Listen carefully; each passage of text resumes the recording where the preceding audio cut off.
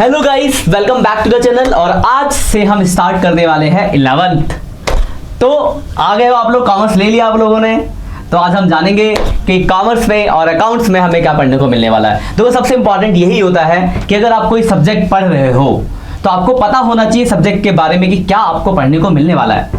ये आपका एक बिल्कुल नया सब्जेक्ट है, तो नया सब्जेक्ट तो बहुत अच्छे से चीज़ों को डीपली समझ जाओगे तो दिक्कत नहीं आनी। और एक चीज़ और, बाकी सब्जेक्ट में जैसे मैथ्स, इंग्लिश, बाकी सब्जेक्ट में आपसे कहता था ना 10वीं क्लास का नहीं पढ़ा ना, कहाँ से आएगा, ABCD नहीं आती, एप्पल कैसे लिखेगा। मैं ऐसा कुछ भी नहीं कहूँगा आपको, क्योंकि मैं आपको एकदम जीरो से सिखाऊंगा।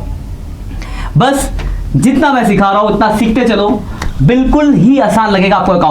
अकाउंट्स आसान कोई सब्जेक्ट आपको लगेगा ही नहीं। तो पहले हम जानते हैं कि भाई साहब अकाउंट्स क्या है, क्या पढ़ना है आपको, सब्जेक्ट क्या है। अकाउंटेंसी जो आपका सब्जेक्ट है, क्या है भाई अकाउंटेंसी। तो लेट्स स्टार्ट करते हैं स्टार्ट। अकाउंटेंसी हम पढ़ रहे हैं, हम है क्लास 11th में और आज है हमारी फर्स्ट क्लास। फर्स्ट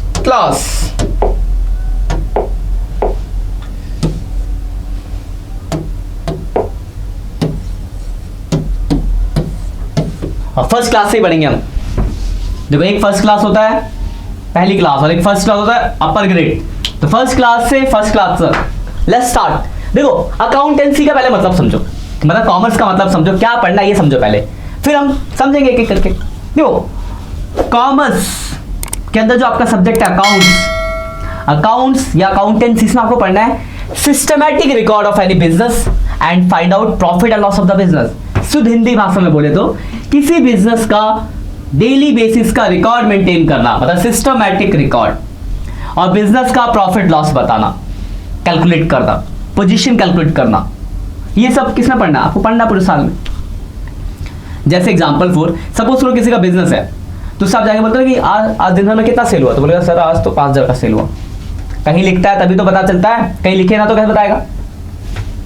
रिकॉर्ड में आप लोग भी अपना एक छोटा सा बिजनेस खोलोगे तो अपना दिन भर का पूरा हिसाब किताब होगा, यार इतना पैसा है, यहाँ से इतना इससे लेना है, इतना इसको देना है। तो ये सब क्या है, ये सब अकाउंट्स है। बस आपको नहीं पता था कि अकाउंट्स है, आप अपना कर रहे थे। जो लोग नहीं पढ़े लिखे होते वो भी तो ये करते हैं, खाते में लिख लेते कि राम को उधार बेचा 500 लेने हैं, इससे इतने का सामान आया है, सब लिखते हैं ना। उसको एक सिस्टमैटिक मैनर में मेंटेन कर रहे थे। अकाउंटेंसी में यही करना है आपको।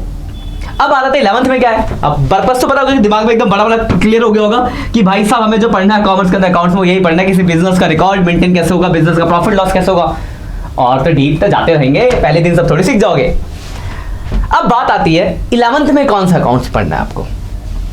तो आपके बुक पे नाम होगा financial accounting of sole proprietorship business. तो वर्ड आया सोल प्रोप्राइटरशिप, क्या होता है भाई। तो सोल प्रोप्राइटरशिप बिजनेस का मतलब है सोल मतलब सोलो ट्रिप।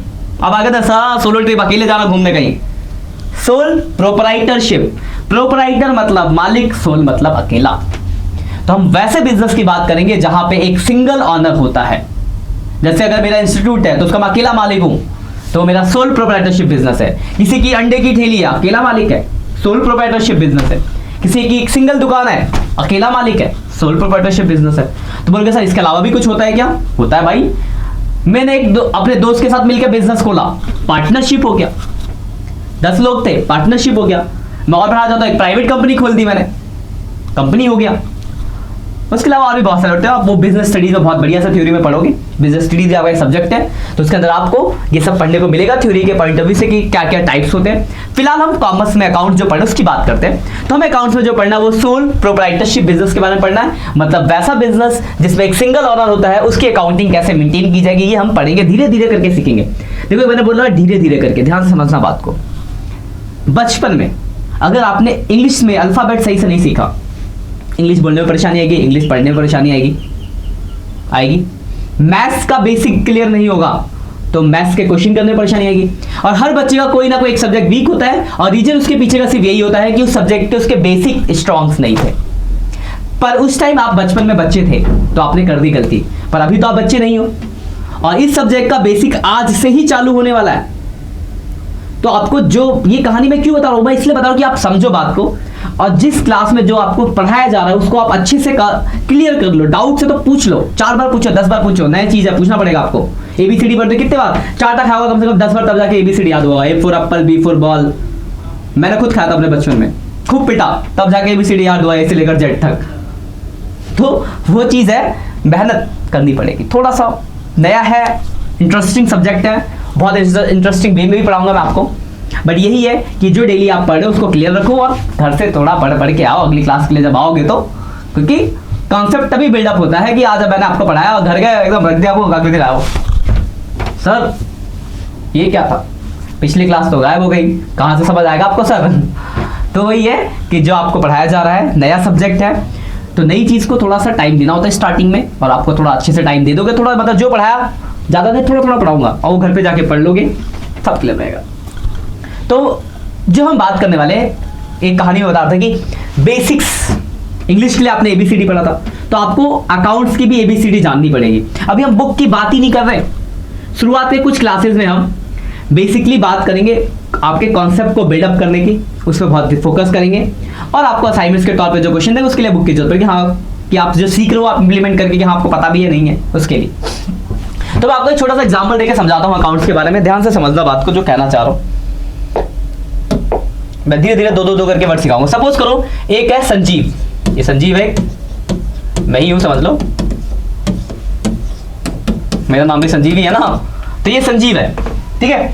तो इस संजीव भाई साहब को अपना एक बिजनेस स्टार्ट करना है, ध्यान से समझना मेरी कहानी को। तो इस संजीव भाई साहब को अपना बिजनेस स्टार्ट करना है। तो देखो किसी को भी अपना बिजनेस स्टार्ट करना होता है ना, तो दिमाग में जो सबसे पहला क्वेश्चन राइज होता है वो ये होता है कि बिजनेस को चलाने के लिए या स्टार्ट करने के लिए कितना फंड रिक्वायर्ड है। तो संजीव के भी दिमाग में आया कि यार ये बिजनेस के लिए मुझे ना सब 1 लाख रुपए मिल जाता तो हो जाएगा काम, 1 लाख रुपए की जरूरत है। तो संजीव को लगता है कि बिजनेस के लिए कितना पैसा चाहिए, 1 लाख। फिर उसने अपना जेब अकाउंट सब देखा, 1 लाख नहीं थे, उसके जेब से अकाउंट से जगह जगह से जो पैसा उसके पास था वो कुल मिला के सिर्फ 60,000 रुपए ही था। अब एक बात बताओ, 1 लाख रुपया चाहिए बिजनेस के लिए, बट है उसके पास 60,000 रुपए, तो बिजनेस तो 60,000 से स्टार्ट नहीं होगा, तो कहीं ना कहीं से उसको पैसा अरेंज करना पड़ेगा। तो बाकी 40,000 रुपए कहीं ना कहीं से अरेंज करेगा। तो क्या करेगा, वो कहीं से उधार लेगा। जैसे आप लोग कभी सपोज करो तुम 2 दोस्त, ये जो बैठे राहुल और तो ये 2 दोस्त, जनरली आप लोग सपोज करो 2 दोस्त हो, आप गए आज शॉपिंग करने मॉल, एक को पसंद आई जीन्स, 5,000 रुपए की जीन्स थी, देखा उसने प्राइस टैग पसंद, पहले पहन लिया, ट्रायल कर, अरे बढ़िया है, पूछा देखा तो 5,000, जेब में थे 3,000। तो 2 ही बात हो सकता है, या तो जीन्स छोड़ दे, या फिर अपने पड़ोसी दोस्त जिसको ले गया तो बोले भाई यार 2,000 दे देना, घर पे ले लियो, यही होगा ना। सेम यहाँ भी हुआ, 1 लाख चाहिए था, 60,000 जेब में था, तो 40,000 वो कहीं से उधार लाया, 1 लाख रुपया अरेंज कर लिया पूरा। अब इस कहानी को क्यों बताया मैंने, तो देखो ये जो 60,000 रुपए थे, ये पैसा किसे लगाया था, ऑनर मालिक, वो कौन थे, वो थे संजीव जी। तो 1 लाख रुपए मालिक मतलब सॉरी 1 लाख में से 60,000 रुपए ऑनर ने लगाया, तो वो पैसे जो ऑनर बिजनेस में इन्वेस्ट करता है उसको बोला जाता है कैपिटल। तो अकाउंट्स का पहला वर्ड सीख रहे हो, कैपिटल। तो कैपिटल क्या है, तो capital is the money invested bye proprietor या ऑनर इनटू द बिजनेस, मतलब वो पैसा जो मालिक बिजनेस में इन्वेस्ट करता है वो कैपिटल होता है। मैं एक ही बात 3 बार इसलिए बोल रहा हूं कि आपको क्लियर हो जाए चीजें। तो पहला वर्ड सीखा अपने अकाउंट्स का, कैपिटल। तो क्या है कैपिटल, पूंजी है कैपिटल, वो पैसा जो मालिक बिजनेस में इन्वेस्ट करेगा उसको हम बोलेंगे कैपिटल। अब क्या हुआ, तो ये 40,000 उधार लिया, तो उधार लेके जो पैसा लगाया जाता है वो होती है आपकी लायबिलिटीज, ठीक है, LIABILITIES, ठीक है, आप सही से दिख रहा होगा। तो लायबिलिटीज, तो लायबिलिटीज होता है वो पैसा जो आप उधार लेके लगाते हो, मतलब वो पैसा जो आपको वापस करना पड़ेगा, मतलब जिस पे आपका राइट नहीं है, आपने उधार लिया है, कल को आपको वापस देना होगा, आपकी रिस्पॉन्सिबिलिटी है, तो वो लायबिलिटीज।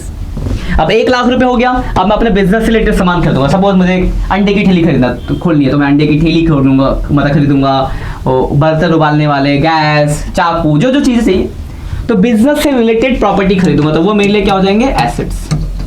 तो एसेट्स क्या है, वो हमारी प्रॉपर्टी जिसकी एक मॉनेटरी वैल्यू होती है, जैसे अभी मेरे पास ये पेन है, 20 रुपये में बिक जाएगा, मॉनेटरी वैल्यू है। मेरा फ़ोन है, 5,000 में बिक जाएगा। ये मेरे पास एक बोर्ड है स्मार्ट, 2 लाख का बिक जाएगा। तो ये सब क्या है, मेरी प्रॉपर्टी। तो ये मेरे क्या है, एसेट्स। तो 3 चीजें यहाँ पे। First one is capital. Capital का मतलब मनी इन्वेस्टेड बाय प्रोप्राइटर, मतलब वो पैसा जो मालिक बिजनेस में लगाएगा। डेफिनेशन हम धीरे धीरे पढ़ेंगे, सबकी डेफिनेशन है, अभी आपको याद नहीं करना, अभी बेसिक तो समझ लो पहले।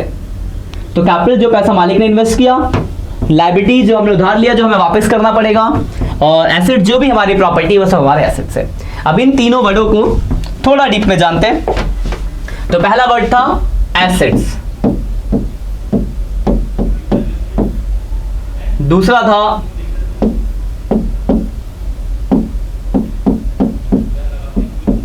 लायबिलिटीज, कुछ वर्ड और है, तीसरा था आपका कैपिटल। तो ये 3 वर्ड तो हमने जान लिए। इसके अलावा 2 वर्ड और है, एक है एक्सपेंसेस।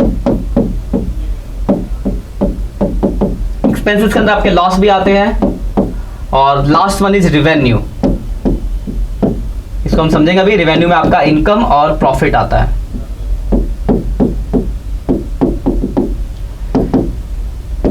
एक एक करके हम सबको एक एक करके आसानी से समझने की कोशिश करते हैं।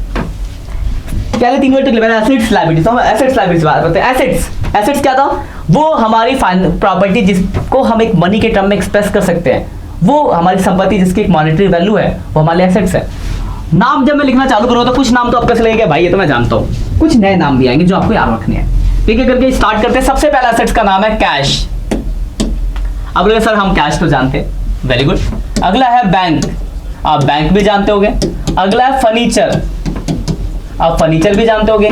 अगला है मशीनरी, आप मशीनरी भी जानते होगे। अगला है बिल्डिंग, अब बिल्डिंग में अच्छे से आप क्लियर होगा कि एसेट्स क्या होते हैं। बिल्डिंग जानते होगे, लैंड जमीन जानते होगे। ये सब जनरल वर्ड है। अब आता है कुछ ऐसे वर्ड जो आपके लिए अकाउंट्स मतलब कॉमर्स के अंदर ही मिलेगा। पहला स्टॉक और गुड्स। ऐसे नहीं कि आपने इस वर्ड के बारे में नहीं सुना होगा, आपने सुना होगा। अमेज़न पे शॉपिंग करते हो, कोई सामान होता तो लिखा होता है इन स्टॉक, नहीं होता तो लिखा होता आउट ऑफ स्टॉक। यही स्टॉक है। वो क्या है भाई, स्टॉक। तो ध्यान रखना, स्टॉक कोई चीज नहीं होती। स्टॉक जिस चीज का आप बिजनेस करते हो वही आपके लिए स्टॉक है। स्टॉक ऐसा नहीं कि मेरे लिए पेन ही होगा, पेन ही स्टॉक है। जैसा मशीन ही हो तो मशीन दिमाग में आया ना, बॉल बोलो तो बॉल दिमाग में आया ना, फुटबॉल बोलो तो फुटबॉल दिमाग में आया ना, मोबाइल बोलो तो मोबाइल दिमाग में आया ना। But stock is different. Stock depend करता है आपका बिजनेस क्या है। अगर मेरा बिजनेस, स्टॉक मतलब किसी चीज की बहुत ज्यादा क्वांटिटी रखना, सिंपल सी बात में। तो अगर मेरा बिजनेस है ये टी शर्ट बेचने का, तो मैं टी शर्ट की बहुत सारी क्वांटिटी रखूंगा, तो ये मेरा स्टॉक है। आपका बिजनेस है फर्नीचर बेचने का, तो आप फर्नीचर का क्वांटिटी रखोगे, तो फर्नीचर आपके लिए स्टॉक हो गया। किसी का काम मशीनरी बेचने का है, तो उसके बिजनेस के लिए मशीनरी स्टॉक है। किसी का बुक्स बेचने का है, तो उसके लिए बुक्स स्टॉक है। मतलब स्टॉक है जिस चीज का आप बिजनेस करते हो वही आपका स्टॉक या गुड्स है। डिपेंड करता है जिस चीज का बिजनेस वो आपका स्टॉक। क्लियर हो गया स्टॉक क्या है, स्टॉक और गुड्स। अगले वर्ड पे आते हैं। ये वर्ड बहुत ही ज्यादा आपको दिखने को मिलेगा और ध्यान से समझ लेना। वर्ड का नाम है डेटर, और यहां पे वर्ड आएगा क्रेडिटर। थोड़ा साफ लिखता हूं, क्रेडिटर, CREDITOR, DEBTOR। ठीक है, देखो लिखने में तो इसको पढ़ा लिखा हमने डेप्टर, DEBTOR डेप्टर, लेकिन एक्चुअली में है ये डेटर। बात करते हैं क्या है ये डेटर और क्या है ये क्रेडिटर। बिल्कुल नए वर्ड है डेटर और क्रेडिटर। अब देखो डेटर क्या होता है, मेरा बिजनेस है तो मैं उधार भी तो बेचता हूंगा। तो अगर मैंने किसी को उधार बेचा तो मुझे तो उससे पैसे लेने होंगे ना। तो वो बंदा जिसको हम उधार बेचते उस समय पैसे लेने हैं, तो हमारे लिए बन जाएंगे डेटर। तो जैसे ये बिजनेस किसका था, संजीव का था। मैं साइड में इसलिए लिख देता हूं, किसका बिजनेस था, संजीव का बिजनेस था। तो सपोज करो संजीव ने राहुल को उधार बेचा। उधार बेचा मतलब क्रेडिट सेल करा। तो एक बार बताओ, अगर मैं हूं ये बिजनेस को, हमें बिजनेस के पॉइंट से सोचना है। मैंने अगर किसी बंदे को, किसको बेचा, राहुल को उधार बेचा है, तो अगर मैंने किसी को उधार बेचा है तो मैं बोलूंगा उसको भाई पैसा दो, तो मुझे इससे पैसा लेना होगा। तो ये बंदा जो है ये मेरे लिए क्या बन जाएगा, तो ये मेरे लिए बन जाएगा डेटर। तो डेटर वो पर्सन होता है जिसको आपने उधार बेचा है, गुड्स या फिर गुड्स उधार में बेचे हैं और उससे आपको पैसे लेने हैं, तो वो आपका है डेटर। और लेने हैं पैसे तो आपके लिए एसेट्स है। इसी का उल्टा मैं अगर उधार बेच रहा हूं तो उधार खरीदता भी होऊंगा। तो सपोज करो मैंने हिमांशु से उधार खरीदा, मतलब क्या क्या है, क्रेडिट परचेज किया है। तो एक बात बताओ, अगर मैंने इस राहु हिमांशु से उधार खरीदा है तो उधार अगर मैंने खरीदा तो मुझे कल को पैसा देना भी तो पड़ेगा भाई। तो पैसा अगर मुझे देना है, मतलब पैसे मुझे अगर पे करने हैं तो मेरे लिए लायबिलिटीज है, और इस बंदे को मैं बोलूंगा ये मेरे लिए क्या बन जाएगा, क्रेडिटर। तो अब क्लियर हो गया आपको, डेटर वो बंदा होता है जिसको आप उधार बेचते हो तो आपको उससे पैसा लेना है तो आपका डेटर है। अगर आपने उधार खरीदा है तो आपको पैसा देना है तो आपका क्रेडिटर है। तो डेटर होता है एसेट्स और क्रेडिटर होता है लायबिलिटीज। क्लियर बट इसको अच्छे से लिख लेना, भूल जाओगे इसे, लिख लो हिंदी में कि हाँ ये डेटर ये है क्रेडिटर ये, लिख लो, सीधी बात है। अगले वर्ड पे आते हैं, डेटर क्रेडिटर हो गया। अगला वर्ड आया यहाँ पे गुडविल। आप बोलोगे सर ये गुडविल क्या होता है, पहले मतलब समझो फिर एसेट्स को ये भी समझाऊंगा। गुडविल मतलब किसी का मार्केट में अच्छा नाम, पहचान, आइडेंटिटी, यही है गुडविल। तो आप बोलोगे सर किसी का नाम एसेट्स कैसे हो सकता है, तो एक छोटा सा एग्जांपल देकर समझाता हूँ। सपोज करो मुझे एक पिज्जा की शॉप खोलनी है, तो मेरे पास दो ऑप्शन। पहला तो ये कि मैं अपने घर के बाहर, मतलब अपने दुकान के बाहर लगाऊं संजीव पिज्जा शॉप, अब पिज्जा बेचना चालू, किसी को कोई ऑब्जेक्शन नहीं, कोई कुछ नहीं बोलेगा। नहीं तो बिकेगा क्या, कोई नहीं जानता मुझे कि मैं पिज्जा बताता हूँ भाई, सब जानते हैं मैं अकाउंट छुड़ाता हूँ। पिज्जा खरीदने कौन आएगा, कोई नहीं आएगा। धीरे धीरे कुछ लोग आएंगे, बहुत टाइम लगेगा मेरे को बिजनेस को सेटअप करने में। तो वह एक दूसरा ऑप्शन ही होता है कि मैं किसी फेमस कंपनी का नाम का यूज कर लूँ। जैसे पिज्जा का दिमाग में आता है, पिज्जा को दिमाग आता है डोमिनोज डोमिनोज डोमिनोज। तो मैं क्या करा, मैंने अपने घर के बाहर, मतलब अपने दुकान के बाहर डोमिनोज का बोर्ड लगाया और पिज्जा बेचना चालू कर दिया। तो एक बात बताओ, क्या मैं बिना डोमिनोज के परमिशन के ऐसा कर सकता हूं? तो आप बोलोगे नहीं सर ऐसा कैसे कर सकते हैं, हमें परमिशन लेना पड़ेगा डोमिनोज से, फ्रेंचाइजी लेनी पड़ेगी, पूरा करोड़ों रुपया जाता है उसके लिए, पैसा देना पड़ेगा। किस चीज का पैसा दे रहा हूं मैं, वो मुझे बिजनेस थोड़ी था, तो मेरे को अपना बस अपना नाम चिपकाने का पैसा ले रहा हमसे। किस चीज का पैसा ले रहा हूं, गुडविल का पैसा। और हम क्यों दे रहे हैं कि जैसे हम उसका नाम मतलब डोमिनोज लगाएंगे, डोमिनोज की फ्रेंचाइजी खुलेगी, धड़ाधड़ भीड़ आएगी और प्रॉफिट होगा, हमें कस्टमर के लिए वेट नहीं करना पड़ेगा, क्योंकि डोमिनोज ने अपनी आइडेंटिटी बना ली, अपनी गुडविल बना ली है कि पिज्जा है तो डोमिनोज है। तो वही है गुडविल। तो समझ गए गुडविल एसेट्स कैसे। गुडविल किसी का अच्छा नाम, तो अगर आपका अच्छा नाम है मार्केट में तो उसकी भी एक मॉनेटरी वैल्यू होती है, तो आपके लिए क्या होता है, एसेट्स होता है। क्लियर है। ऐसे एक वर्ड है कॉपीराइट। कॉपीराइट आपने बुक्स में सुना होगा, यूट्यूब पे अगर आप किसी दूसरे कंटेंट डालो तो कॉपीराइट स्ट्राइक आता है, वो भी कॉपीराइट है। तो कॉपीराइट में क्या होता है कि अगर आपने किसी दूसरे कंटेंट डाला तो कॉपीराइट है बिना परमिशन के, तो आपकी यूट्यूब की कमाई उसके पास जाती है। तो कॉपीराइट मतलब ये बुक में भी है, जैसे एग्जांपल आपकी बुक है 11th की टीएस अग्रवाल अकाउंट्स की बुक, तो मैं एक पब्लिशर हूँ, तो क्या मैं बुक की कॉपी, जैसे 11th का बच्चा आ गया तो बुक की कॉपी पब्लिश कर दूं क्या बिना टीएस अग्रवाल के परमिशन के, प्रिंट करा बेचना चालू? कदाई नहीं कर सकता। करूंगा ना तो टीएस अग्रवाल कर देगा केस, भाई साहब मुझे लेना पड़ेगा परमिशन कि मुझे आपकी बुक बेचनी है, अपना कॉपीराइट दे दो। जैसे आपने मूवी देखा होगा बागवान, तो अमित जब बताएंगे बुक छपती है और 10-10 लाख के चेक भरते भरते आते हैं उनके पास, किस चीज का पैसा आता? कॉपीराइट का। मूवी देखी तो और कोई सिंगर का गाना एकदम से फेमस हो जाता है तो रातों रात अमीर बन जाता है, क्यों? कॉपीराइट, सब कॉपीराइट है। तो अगर आपका भी कोई कॉपीराइट कंटेंट है तो वो जब दूसरा बंदा यूज करेगा तो आपसे उस चीज का परमिशन लेगा कॉपीराइट का और आपको पैसा देगा। तो अगर आप कॉपीराइट आपके पास तो आपका एसेट्स है। वैसे ही एक होता है पेटेंट। देखो इसमें और इसमें अंतर है। कॉपीराइट था कोई टैलेंट वैलेंट, सिंगिंग विंगिंग, बुक लिखना। पेटेंट होता कोई नया इन्वेंशन करना, कुछ इन्वेंशन, कुछ इनोवेटिव, कुछ नया जो अब तक बना ही नहीं, आविष्कार जिसे कहता है हिंदी में, आविष्कार करना। आपने मूवी देखी होगी 3 इडियट, तो 3 इडियट पे आपने देखा होगा वो एंड में जब रणछोड़ दास चांचल की कहानी होती है, तो एक बात बताई थी कि एक बहुत बड़ा साइंटिस्ट है रणछोड़ दास चांचल, जिसके नाम पे 200 पेटेंट राइट है। आपने बच्चों को पेटेंट राइट, अगर आपने उस टाइम गौर नहीं किया तो कभी दोबारा सुनना तो नोटिस करना वहां पे बड़ा पेटेंट राइट। तो वो क्या होता है वहां, जब वो जाते हैं उसके स्कूल पे देखते हैं कुछ नए नए इनोवेटिव चीजें जिन्होंने आपसे पहले देखी नहीं होती है, तो वही पेटेंट राइट है, कुछ नया इन्वेंशन। अब आते कि अगर आपने कुछ नया इन्वेंशन किया तो आपके एसेट्स कैसे। तो छोटा सा एग्जांपल आपके लाइफ से स्टोरी से समझा के देता हूँ। बोले हाँ सर बहुत पैसा इसमें, तो देखो स्टोरी। सपोज करो मैंने एक बाइक बनाई जो पानी से चलती है और हवा में उड़ती है। क्या बनी है अभी तक ऐसी कोई बाइक जो पानी से चलती है और हवा में उड़ती हो? तो बोले नहीं सर नहीं बनी। अब मैंने बनाया, गया पेटेंट ऑफिस होता है जहाँ दिखाना होता है कि भाई साहब ये देखो हमने बनाया है बिल्कुल नया, तो लोग इवेलुएट करते देखते कि एक्चुअली में कुछ है या नहीं है। फिर उन्होंने देखा, बोला अरे यार ये तो बिल्कुल गजब चीज़ बना दी है बंदे ने, 100 रुपये का पेट्रोल है, फ्री का पानी, नाली से निकालो चाहे टंकी से निकालो, भरो और उड़ाओ बाइक, और उड़ भी रही है। गजब चीज़ बनाई है बाबू आपने। धड़ाधड़ न्यूज आई कि एक है बंदा संजीव गिरी नाम का, ऐसी बाइक बनाई है पानी से चलते हवा में उड़ती है, ना प्लेन की जरूरत ना पेट्रोल की जरूरत, उड़ाओ बाइक। अब इतनी बड़ी न्यूज जब आएगी, इतना बड़ा धमाका होगा, तो जो बाइक बनाने वाली कंपनीज है वो क्या होगी, वो आएगी मेरे पास, बोलेगी सर क्या कर दिया आपने, क्या बनाया है चीज यार, मार्केट में आग ही लगा दी है। तो आएंगे वो बोलेंगे सर हमें बता दो, हमें बता दो, हम आपकी बाइक हम बना के मार्केट में बेचेंगे, हमें बता दो, हमें बता दो। लाइन लगेगी आगे, सुबह रात को अगर न्यूज आएगी तो सुबह तक घर के बाहर खूब सारी लाइन लगी होगी आपके। तो आप क्या कहोगे, पैसा मांगोगे क्या, एक बाइक पे इतना परसेंट हमारा, पेटेंट का 5 करोड़ 50 करोड़, डिपेंड करता है आपका इन्वेंशन कितना बड़ा है। जैसे ये जो इन्वेंशन था पेट्रोल वाला बाइक वाला, ये तो बहुत बड़ा इन्वेंशन हो गया, तो पैसा भी बहुत मिलेगा।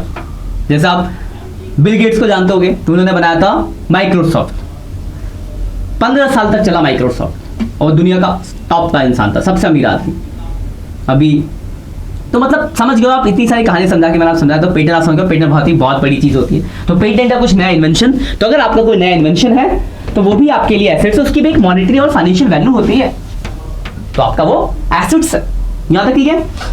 और कुछ जड़ों की बात करते हैं, इसमें आते हैं आप थोड़ा। देखो क्रेडिटर हो गया, क्योंकि एक दिन में ज्यादा बार सीखोगे तो भूल जाओगे। बैंक लोन, अगर आपने बैंक से लोन लिया है, सिंपल अगर किसी से लोन लिया है, तो एक वर्ड आएगा बैंक ओवरड्राफ्ट। इसको समझना ध्यान से, आज हम कुछ ही वर्ड डिस्कस करेंगे, ज्यादा वर्ड डिस्कस करने से पक जाओगे, खिचड़ी हो जाएगी। बैंक ओवरड्राफ्ट क्या होता है भाई, तो बैंक ओवरड्राफ्ट का मतलब है बैंक का नेगेटिव बैलेंस, मतलब जितना पैसा आपके बैंक अकाउंट में जमा उससे ज्यादा नहीं। देखो बैंक आपका एसेट से रहा, लेकिन अगर बैंक का नेगेटिव बैलेंस हो जाए, मतलब जितना पैसा आपने बैंक में डिपॉजिट कर रखा है उससे ज्यादा विड्रॉ कर, तो माइनस में चला गया बैंक का बैलेंस, तो पैसा आपको वापस करना पड़ेगा भाई, तो लायबिलिटीज, उसको बोलेंगे क्या, बैंक ओवरड्राफ्ट। आप बोलेंगे सर क्या बात करते हो यार, पैसा जितना है बैंक में उससे ज्यादा हम कैसे निकाल सकते हैं, अगर मेरे अकाउंट में 5,000 है तो मैं 6,000 कैसे निकाल लूं। बात तो गलत है, बात बिल्कुल सही कर रहे हो यार।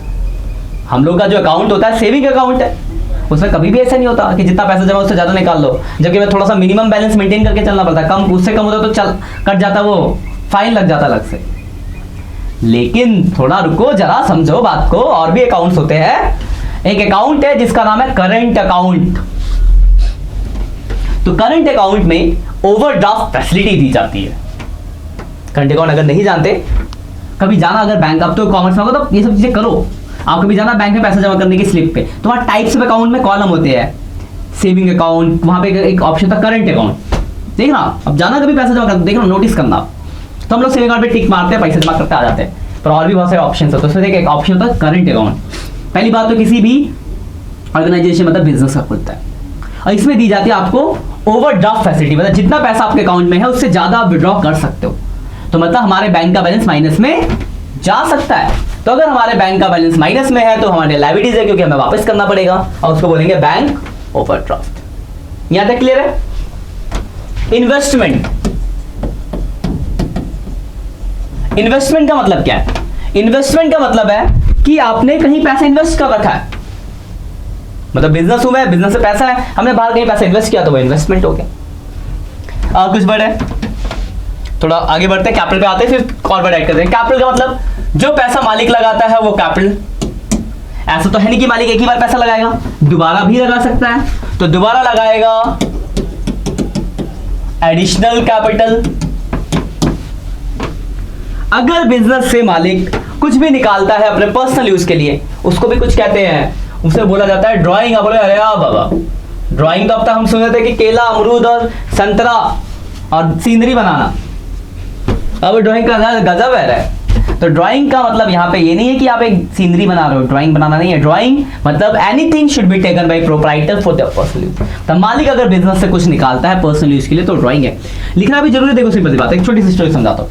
सपोज करो मेरा एक आइसक्रीम पार्लर है, तो एक दिन मेरी पूरी फैमिली आई, घर वाले मतलब सब, और आइसक्रीम पार्लर में बैठे, सबने आइसक्रीम खाई। अब एक बात बताओ, क्या कोई पैसा देगा? तब बोले यार कैसी बात करते हो सर, आप ही की दुकान, तो पैसा देने की तो बात ही नहीं आई। सीधी बात है, नहीं देगा कोई पैसा। लेकिन आप ही बताओ, जो मेरा अकाउंटेंट जो मेरी अकाउंटिंग बना रहा होगा, वो उसको ये तो दिखाना पड़ेगा ना कि भाई इतनी आइसक्रीम कहीं गई है, वरना अकाउंट तो मैच ही नहीं होंगे। तो उसको वो किस नाम से दिखाएगा? ड्राइंग के नाम से। मतलब मालिक अगर बिजनेस से कुछ भी निकालता है for their personal use, it's called drawing. मतलब anything should be taken by proprietor for their personal use is called drawing. कुछ भी मालिक निकाला पर्सनल तो ड्राइंग है। यहां तक याद आएगा? अच्छा वर्ड है, नया वर्ड है, ड्राइंग। अब आते हैं हम एक्सपेंसेस, खर्चे हमारे। देखो खर्चे बहुत सारे, कुछ खर्चे आपको पता होंगे, जैसे रेंट, सैलरी, वेजेस। सैलरी और वेजेस में डिफरेंस जानते होगे? सैलरी जो मंथली बेसिस पे देते हैं, वेतन, और मजदूरों को देता है मजदूर दिहाड़ी, डेली बेसिस पे, वो वेजेस है। उसके बाद एक वर्ड आएगा, ये नया वर्ड है, बैड डेब्ट्स। मैं इसको अंडरलाइन भी कर देता हूँ रेड से। बैड डेब्ट्स नया वर्ड। क्या होता है भाई बैड डेब्ट्स? देखो अभी मैंने आपको थोड़ी देर पहले डेटर के बारे में बताया था कि अगर हम किसी को उधार बेचते हैं तो हमें उससे पैसे लेने होते हैं, तो हमारे लिए डेटर है। तो एक बात बताओ, मैंने बहुत सारे लोगों को उधार बेचा, कोई तो ऐसा बंदा होगा जो पैसा लेके भागेगा? तो बोले सर कोई क्या, बहुत होंगे ऐसे तो जो पैसे लेके भाग जाएंगे। बिल्कुल सही बात है, बहुत होते हैं ऐसे जो पैसे लेके भाग जाते हैं। कोविड में तो बहुत लोग भाग गए, मेरे भी लेके भाग गए, बहुत सारे बैड डेब्ट्स से मेरे भी। तो बैड डेब्ट्स का मतलब क्या है कि व्हेन डेटर बिकम डिफॉल्टर। मतलब अगर कोई बंदा जिसको आपने उधार बेचा है, जो मतलब जिससे आपको पैसा लेना है, वो अगर भाग जाता पैसा लेके तो आपका लॉस हो गया। तो वो आपको किस नाम से आएंगे? तो आपके आएंगे बैड डेब्ट्स के नाम से। ठीक है, एक और नया वर्ड देखो, आप सुनो, डेप्रिसिएशन। अब बोलोगे सर ये डेप्रिसिएशन क्या है? जैसे एग्जांपल, सपोज मैंने एक कुर्सी खरीदी 2000 रुपए की, एकदम बढ़िया घूमने वाली कुर्सी है, उस पर बैठ के पढ़ाता हूँ सुबह। अब 2 महीने बाद अब कोविड आ गया, पैसे की जरूरत पड़ी, सोचा कुर्सी बेच देता हूँ। अब कुर्सी बेचने जाऊंगा तो क्या 2000 रुपये मिलेंगे? लेकिन नहीं सर 2000 तो नहीं मिलेंगे, 1500 मिलेंगे या 1400 मिलेंगे, 1000 मिलेंगे, मतलब कम मिलेंगे। क्यों कम मिल रहे भाई? बोले सर 2 महीने चलाया भी तो है, यूज करा, बैठ के आराम से मजा मजा लिया, बैठे पढ़ाए, पुरानी हो गई, बस वही है डेप्रिसिएशन।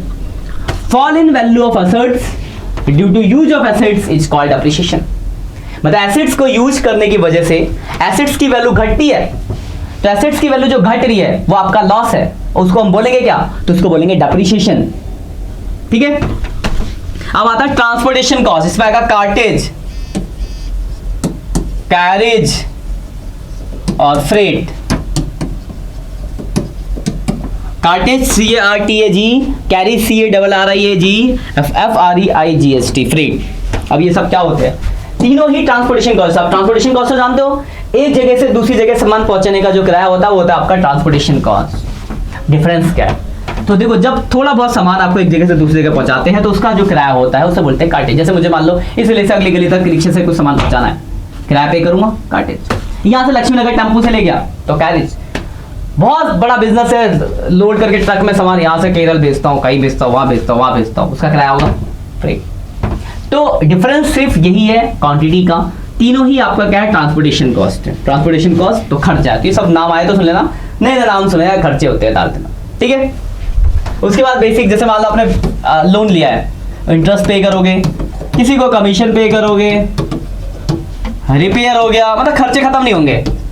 ETC में ज्यादा वर्ड नहीं लिखूंगा क्योंकि खर्चे खत्म होने, लिखते रहोगे तो खत्म होते जाएंगे नहीं, धीरे धीरे आप आगे आगे और भी अडॉप्ट करते जाएंगे। हम इसमें एक ही दिन में साला पढ़ोगे तो बहुत ज्यादा हौच पौच हो जाएगा, है ना। इस पे आते हैं रिवेन्यू। बात आती है रिवेन्यू क्या है? तो रिवेन्यू जो मिल रहा है, जैसे रेंट रिसीव, इसका उल्टा कमीशन रिसीव, इंटरेस्ट रिसीव। बताने की जरूरत नहीं पड़ेगी मुझे। भाग गया तो कोई पैसा लगे, बैड डेब्ट्स रिकवर्ड। अब ये भाई आती है बैड डेब्ट्स रिकवर्ड इनकम में क्यों और है क्या? देखो ध्यान से बंदा, सपोज करो कोई आपका पैसा लेके भाग गया, तो एक दिन मेट्रो मिला तो आपने 2 चाटे मारे, पैसा लेके भाग गया था, फोन नहीं उठा, चल देखा कितना 500,000 जो भी था छीन लिया, कर दो फिर ऐसा ही। तो वो क्या है? Bad debts recovered. डूबा हुआ पैसा रिकवर हो जाए, तो आपके लिए डूबा हुआ पैसा रिकवर होना इनकम है, तो बैड डेब्ट्स रिकवर्ड। आपने कुछ सामान बेचा, पैसा आएगा सेल्स, उसी में अगर परचेज हुआ तो यहाँ आएगा परचेज में पैसा जाता है, खर्चा, ETC। यहां तक क्लियर है? आते पीछे इस पे कुछ और वर्ड ऐड करते हैं। एक वर्ड आएगा बिल्स रिसीवल, जिसको हम शॉर्ट में BR पढ़ेंगे, और यहां आएगा बिल्स पेबल, जिसको शॉर्ट में BP पढ़ेंगे। अब बिल्स रिसीवल और बिल्स पेबल क्या होता है ध्यान समझना। डेटर याद है? जैसे सपोज करो मैंने किसी को उधार बेचा तो मेरे डेटर है, तो मुझे उससे भरोसा नहीं, मैंने कहा भाई देख मैं तुझे उधार तो बेचा पर मुझे तुझसे भरोसा नहीं हो गया, तो पैसा लेके भाग गया। फिर एक काम कर, एक बिल बना, उस पर लिख कब देगा पैसा, तो कागज का बिल होता है, बैंक उसमें लिख कर सर मैं आपको ना 2 महीने बाद पैसा दूंगा, मैंने साइन किया, उसने साइन किया, तो वो जो बिल है उस बिल पे मुझे पैसे मिलने हैं, तो मिले हुए बिल रिसीवेबल एसेट्स। तो बिल के अगेंस्ट अगर आपको पैसा मिलना होता है तो बिल रिसीवेबल एसेट, उसके पॉइंट ऑफ सोचो तो उसको उसी बिल पे पैसा देना है, तो अगर मुझे किसी बिल के अगेंस्ट पेमेंट करनी होती है तो मेरे लायबिलिटीज, और वो क्या होगा, बिल्स पेबल। तो बिल्स रिसीवेबल पैसा मिलना है बिल के अगेंस्ट, बिल्स पेबल पेमेंट करनी है बिल्स के अगेंस्ट, ठीक है। तो ये आएगा आपका क्रेडिटर से और ये आएगा आपके डेटर से। डेटर से बिल दोगे तो पैसा मिलेगा उस पे, क्रेडिटर को बिल दोगे तो उस पे पेमेंट करनी होगी, तो बिल्स पेबल पे पैसा देना लायबिलिटीज, बिल्स रिसीवेबल पे पैसा मिलना एसेट्स। अभी जो 4 वर्ड लिखने वाला हूं दूसरे कलर से लिखूंगा, बहुत ज्यादा गलती होती है, ध्यान से देख लेना, समझना।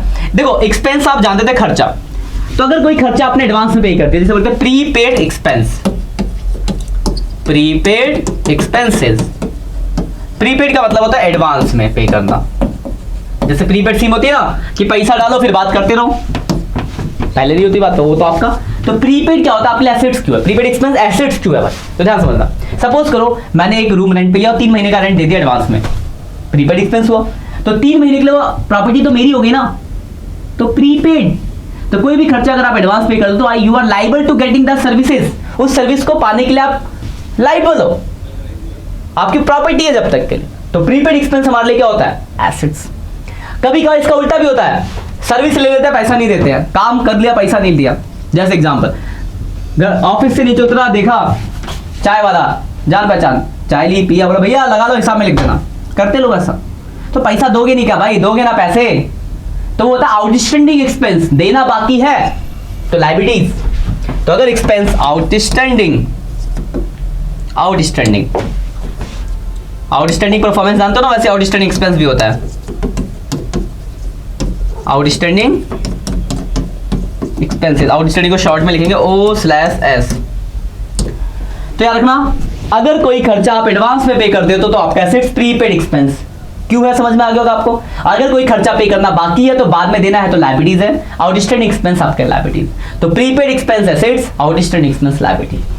सेम बात इनकम के साथ भी हो सकती है, तो इनकम में याद रखना, अगर कोई इनकम मिलना बाकी है that is accrued income. Accrued income का मतलब क्या है कि इनकम कमा लिया पर मिलना बाकी है, जैसे मैं गया 2 महीने काम किया, कहीं पैसा मिलना बाकी है, मिलेगा ना, तो उसे बोलेंगे एक्रूड इनकम। एसेट्स, कमा लिया पैसा पर मिलना बाकी है तो आपके लिए है assets, that is accrued income, assets आपका। इसका उल्टा, काम से पहले पैसे ले लिए तो उसको बोलते हैं एडवांस इनकम, वो आपके लायबिलिटी। जैसे आप पढ़ना है, मैंने बोला पहले दिन देखो बेटा 2000 रुपये फीस है, जमा कर देना, और आपने मुझे पहले दिन 2000 रुपये फीस दे दी, तो आई एम लाइबल। अब मैं हो गया भाई बंद गया, पूरे 1 महीने आपको मुझे पढ़ाना पड़ेगा, लेकिन अगर पहले आपने नहीं दिया फीस तो बोलूंगा कल से यार मेरा मन नहीं पड़ेगा, मैं नहीं यार, कुछ नहीं कह सकते आप। तो क्या है कि अगर एडवांस में आपको किसी भी चीज के लिए इनकम मिल लेते हो, मिल जाती है, तो जिस काम के लिए आपको पैसा मिला वो काम आपको करना पड़ेगा, इसलिए एडवांस इनकम आपके लिए लायबिलिटीज होती है। तो देखो ये कुछ मैंने आज वर्ड डिस्कस करे, इन्हीं चीजों को आप अच्छे से पढ़ लेना, एक एक वर्ड का मतलब पता होना चाहिए, और ऐसा नहीं कि आपको एक दिन में सारे वर्ड याद हो जाएंगे। जो भी आपको लगता है कि मैं भूल रहा हूं इस चीज को, तो उसको आप लिख लो हिंदी भाषा में अपने, ठीक है, आराम से 2-3 बार देखो लेक्चर को। अब देखो इससे क्वेश्चन कैसे बनेंगे, मैं थोड़ा सा लास्ट में ओवरव्यू दे दूं, सारे पॉइंट्स हो गए हमारे। आधा पूछ सकता कोई कि बताओ भाई डेटर कौन है, तो आप याद डेटर, हम उधार बेचेंगे इसको तो डेटर है, क्रेडिटर उधार खरीदा तो क्रेडिटर, ड्राइंग पर्सनल यूज का निकाला, मतलब आपको उस वर्ड का मीनिंग पता हो, पहली चीज। दूसरा आपसे पूछा जाता है किस में आएगा, मैंने बोला मशीनरी तो बोलोगे sir assets, building assets, outstanding expense तो लायबिलिटीज, कैपिटल तो capital, rent paid expenses, commission receive revenue. मतलब आपको क्लासिफिकेशन आनी चाहिए कि कौन सी चीज किस में जाती है। इसको बोला जाता है मॉडर्न अप्रोच, जो हम आज के जमाने में अकाउंटिंग करते हैं उस अप्रोच के हिसाब से 5 चीजों में हमने चीजों को क्लासिफाई कर रखा है, assets, liabilities, capital, revenue, expense. और मैंने कुछ एग्जांपल देके चीजों को समझाने की कोशिश की, और उन वर्डों को लिया जो नए वर्ड है, जो आपको सुनने को नए मिलेंगे। आपको इसमें बहुत सारे ऐसे वर्ड मिलेंगे जो बिल्कुल नए आपने पहली बार सुने होंगे। तो यही आपकी एबीसीडी अकाउंट्स की, जेड तक अभी खत्म नहीं हुआ, एबीसीडी 4 ही वर्ड बोला मैंने, ठीक है, जेड में समझ लेना। तो एबीसीडी का बेसिक स्टार्ट हुआ है, आज पहली क्लास है। तो जितना भी मैंने आपको पढ़ाया इन चीजों को अच्छे से पढ़ना, समझना। कोई भी डाउट होता है तो आप कमेंट करना, मैं आपको कमेंट में रिप्लाई दूंगा, चीजों को समझाऊंगा। अगले लेक्चर में उस चीज जो आप बोले अगर वो ज्यादा एक्सप्लेन करने वाला होगा तो अगले लेक्चर में उस चीज को कवर अप कर लूंगा, ठीक है। आज के लिए इतना ही, मिलते हैं नेक्स्ट लेक्चर में। तो इस लेक्चर को अपना प्यार देना, अच्छे से अच्छे कमेंट करना, लाइक करना, दोस्तों के साथ शेयर करना, बता देना दोस्तों को कि 11 सर ने स्टार्ट कर दिए, ठीक है। मिलते हैं नेक्स्ट में, तब तक के लिए बाय बाय।